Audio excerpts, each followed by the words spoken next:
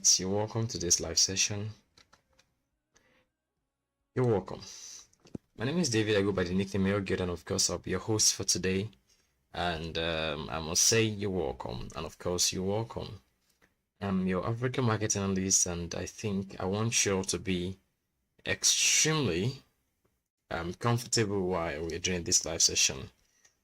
We have a whole lot of thing to pursue, right, for which we are going to be doing this live session. I want you all to feel extremely comfortable, and at the same time, I think this is better.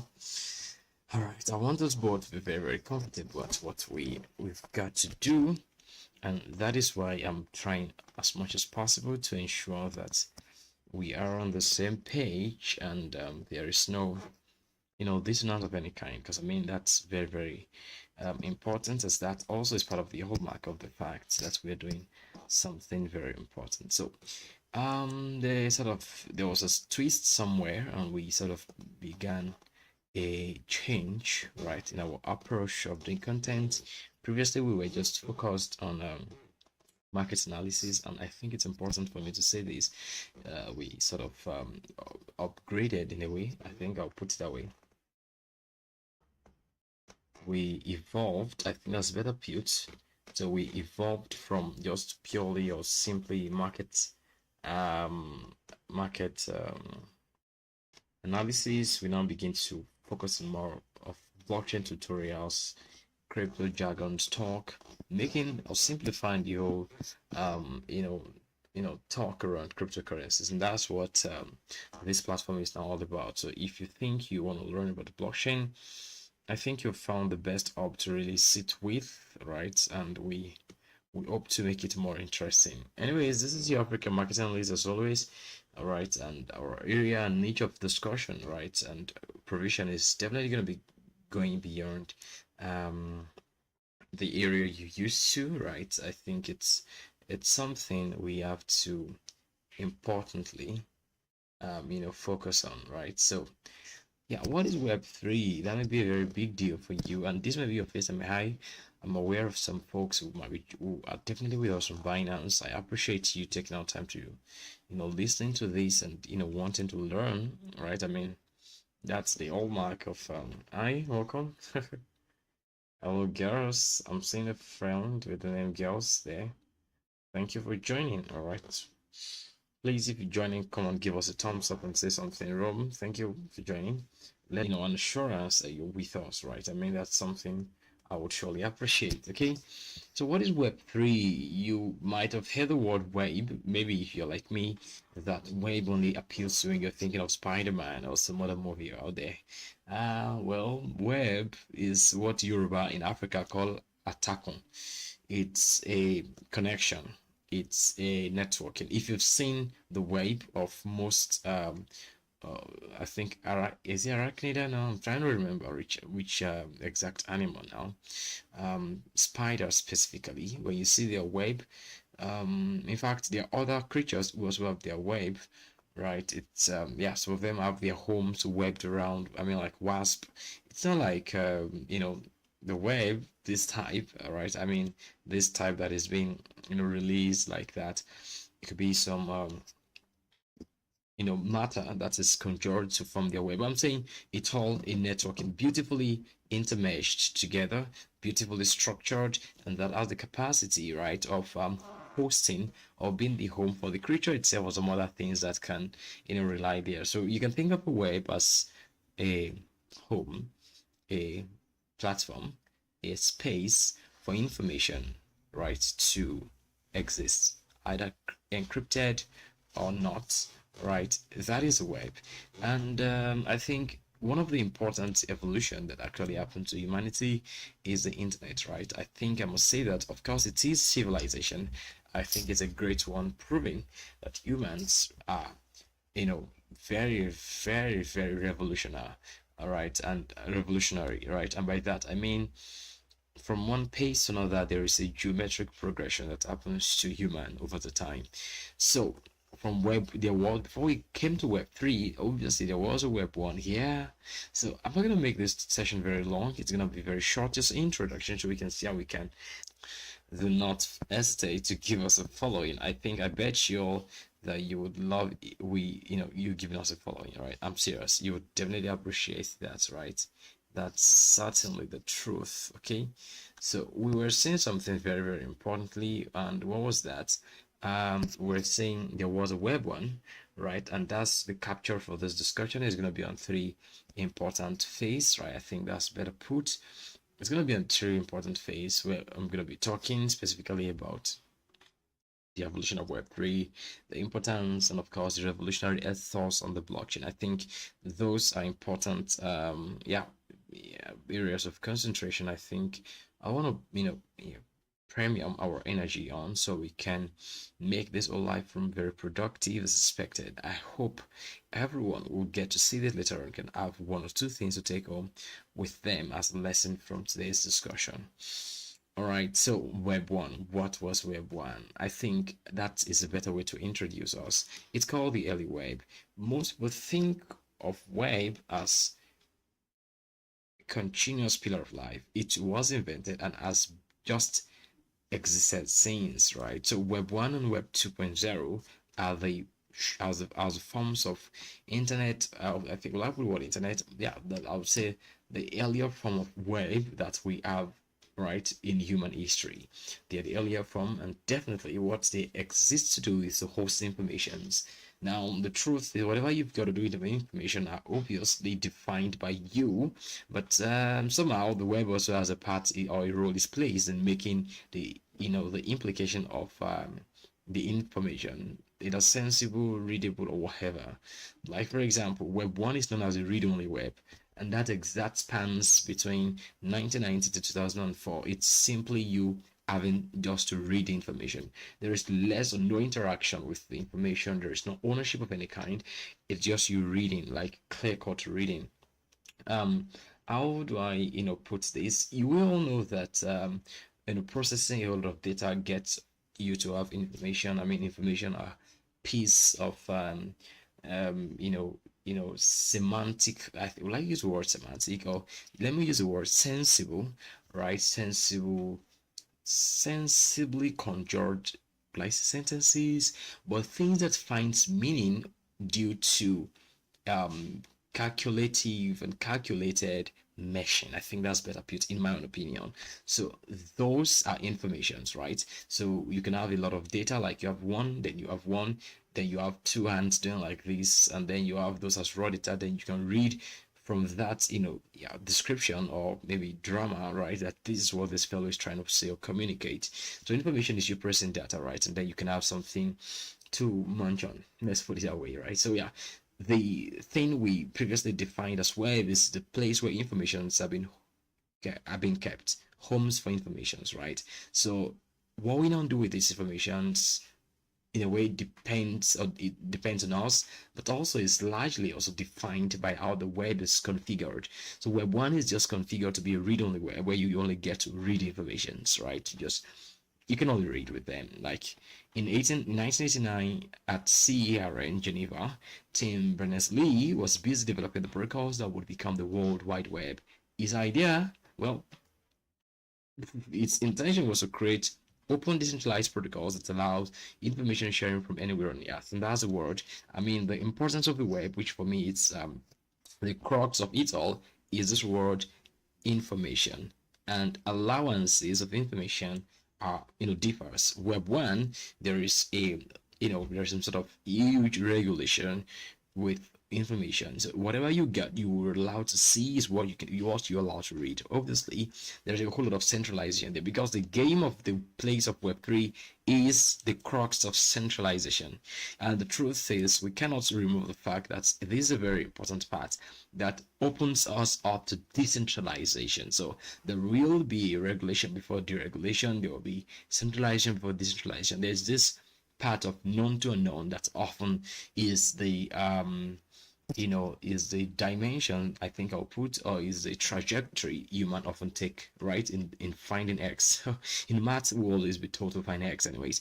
So what I'm trying to say in a nutshell is that, yeah, this was the beginning point. This was the earlier wave. It was Web 1. It's called Web 1.0. It's called the read-only wave. It spanned for about 14 years, right?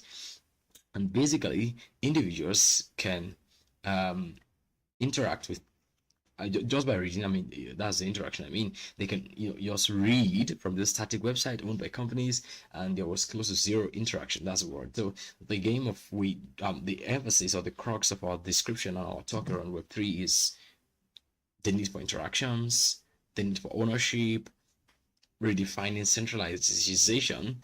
All right. What else again do we have there?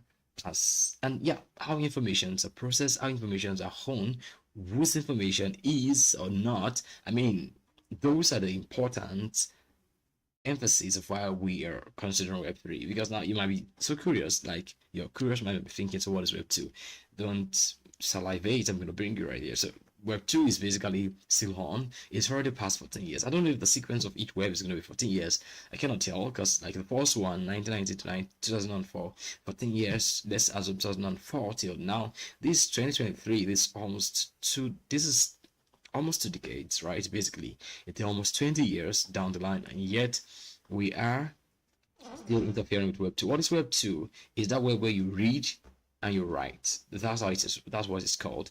Like you have more interaction this time around. Like so, Web 2 period began in 2004 with the emergence of social media with platforms. You have your Facebook where you can go, search for your friend Johanna who lives in South Africa, who used to be a college student with you in Louisiana, and now you, for some reasons, okay, now need to connect with Johanna, and you are Jack living in Louisiana after you're done with high school, and you want to have that connection. Web 2 can just make you, that's Web 2, right?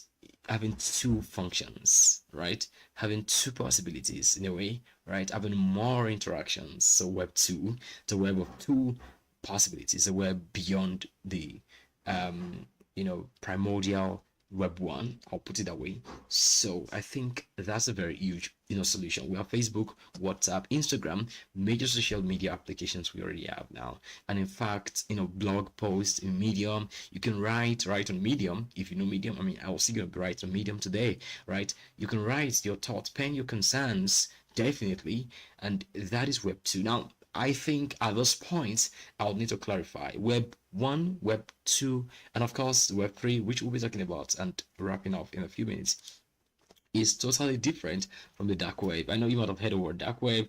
The dark web is a different web entirely, and I think you all should not for once imagine Web 3 being dark web because it's a different world entirely.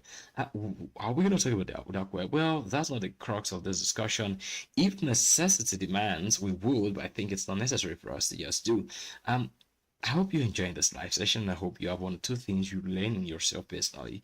So Web 2 comes, it's not just with more possibility, let's put it that way. You have interactions, you have, yeah, that's a very, very huge, I must say, stance that we now begin to have with Web 2, and that's the honest truth about the matter. So what do you think about Web 2? Do you think it's one important learning that you want to, monetize? Because now the truth is this is something that Web2 brings, right? Let me read this part. More people begin to come online, and a handful of top companies begin to control a disproportionate amount of traffic and value generated on the web. Web2 also bettered the advertising driven revenue model. While users could create content, they didn't own it or benefit from this monetization. Like Facebook ads, all of those structures deployed within the possibilities of Web 2. And that's the truth.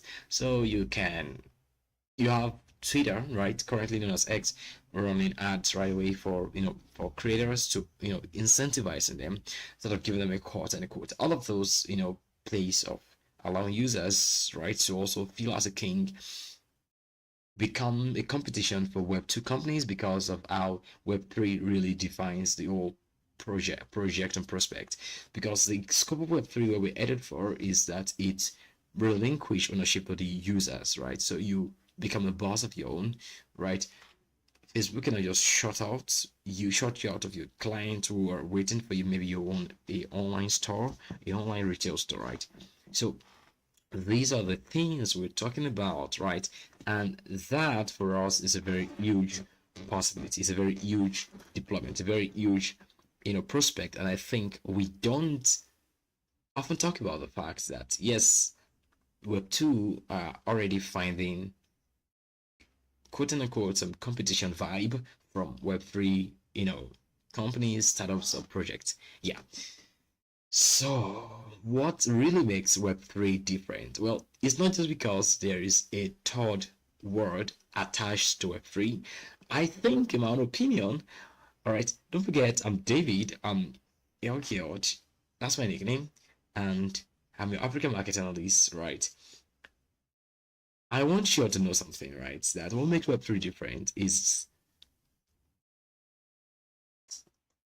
ownership. That's a word here. So you have the third word added to read and write.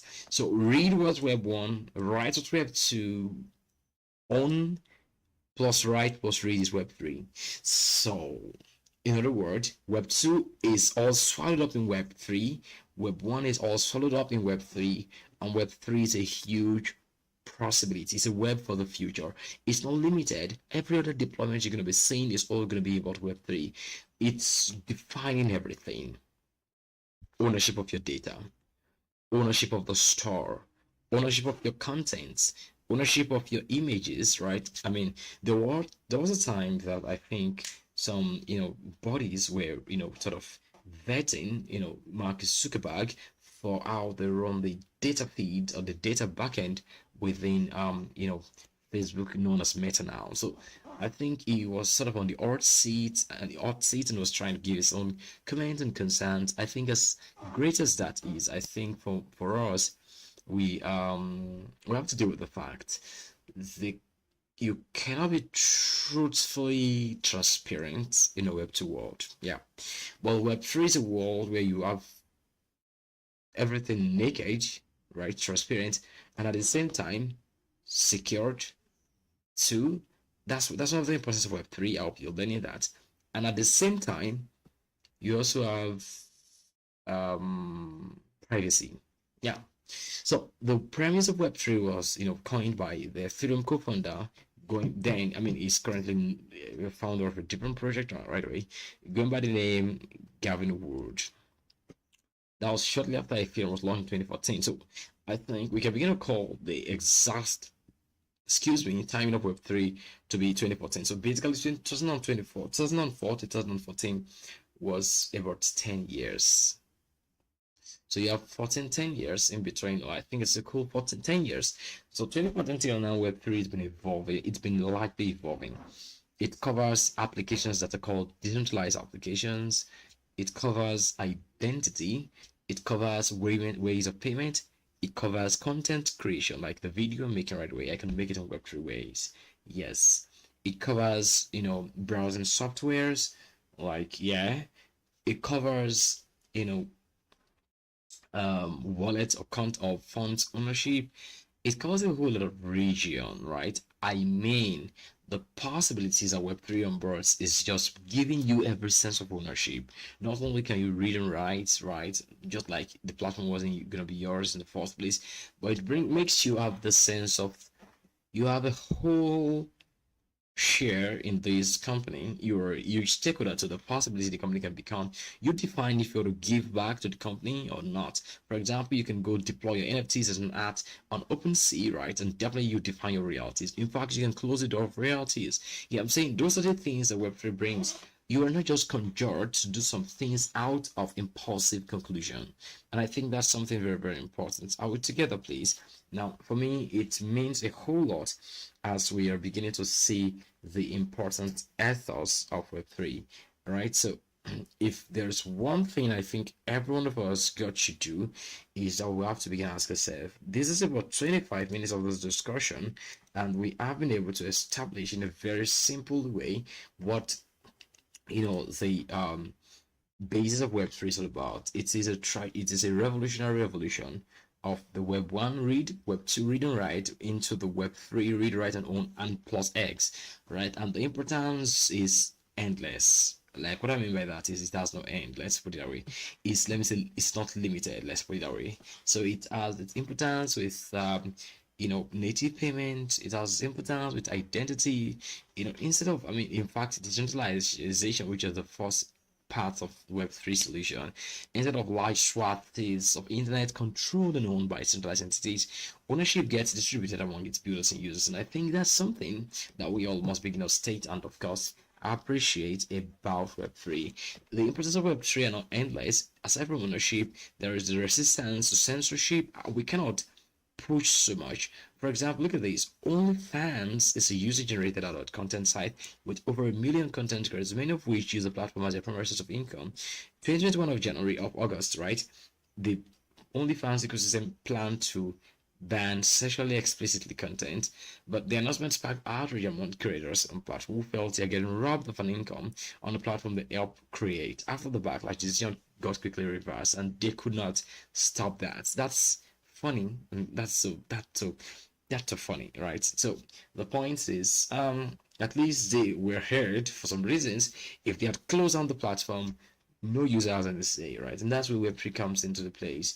Before you can come up with a decision, right, you would have there would be a blockchain, right? Because Web3 basically exists and becomes Web3 because of the blockchain. I think that's something. So before some decision can be made, it's not just a board of CEOs, right, and HRs and officials sitting behind a desk doing some 8 to 5 p.m. work. No, it is online. I mean, on the blockchain.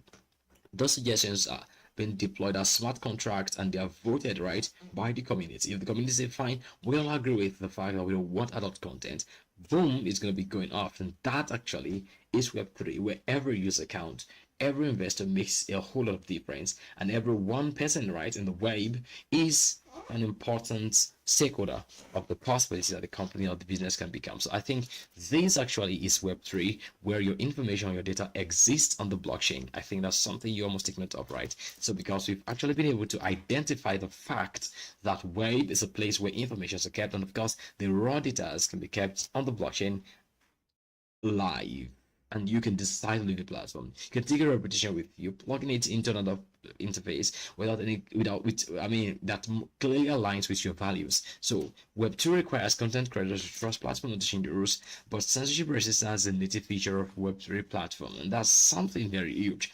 I think we have been able to dive right into the basis of Web3, making you all understand what I think is the important introduction of what Web3 and the ecosystem can be about. Now, I don't know if that is a very huge, understanding to you, but I think it is to me, since we've come to the point where we're definitely clear about the possibility that we're freaking on board. I think in some other time we're going to be talking much more about some Web3 protocol, doing reviews, what you can do with them, how you can definitely end with them. But for today, we want to do this introduction. We wouldn't allow October to slide without doing this talk, and this is for some historic reasons, so we can always have this here. And I think it's a shout out to every one of you all who have joined us right here, and I'm appreciating you for taking our time to learn the basics, right, of Web3. I think that's something we really, really appreciate you all for coming. I'm your market analyst from Africa, and I always love doing this discussion with you. Let's check what's up in the market today. Bitcoin is trading at 34,000 or 30 what? $33,700. And for some reasons, Chainlink also is trading at $10.98. Crypto is strong, I know. And I've been watching this coin thinking, is it going to be coming this low? My gosh, the coin is creepy strong, and I've been trying to wonder what's going to be happening with the coin today. I think we have a long way to go with the market possibility. A whole lot can happen in the space. Please, you want to be very, very careful. I'd analyze Arbitrum. Sadly, I didn't even trade Arbitrum here on Binance, right? That's so creepy, I know. But I had analyzed Arbitrum, and I did make you all see what I think is going to be my purview on Arbitrum. I feel Arbitrum already has gone above the buy side liquidity and below the sell side liquidity. Let's see how Arbitrum will buy $0.7. So Bitcoin 3700, Arbitrum is 0.9068, and Link on 10.99 or $11. Let's see what's going to be happening in the few days to come. I think for me, I'm expecting more downsides and the market generally before we have a huge breakout in Q3. Yeah, or Q4, right? We're in Q4. So this is the quarter to buy in my opinion of the market. So don't take chances. We've introduced Web3 to you, and I hope you all have got in one or two things from that. I'm looking forward to having some other session with you some other time. Please do not forget to give us a follow. I remain your humble market analyst from Africa. Let's know if you got a question. By the way, I hope you love my hat or my cap. It's specially made for me anyway. So keep following us and give us a subscription. Tap if you haven't done that. It doesn't bite, right? So thank you for doing that. Love you, and hopefully gonna be seeing you some other time again. Let's check the live from some question. We're gonna be right back real quick, real soon. Yeah, yeah, yeah.